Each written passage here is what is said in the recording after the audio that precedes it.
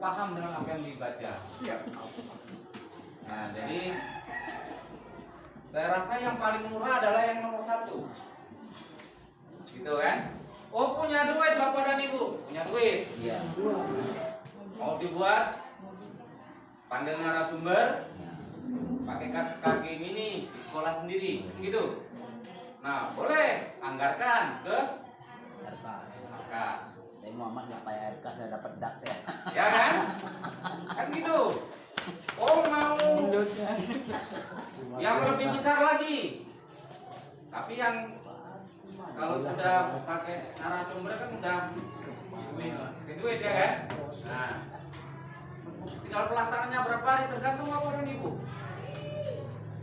Nah, jadi inilah waktu mengenainya itu, makanya kita pilih apalagi sekolah kecil.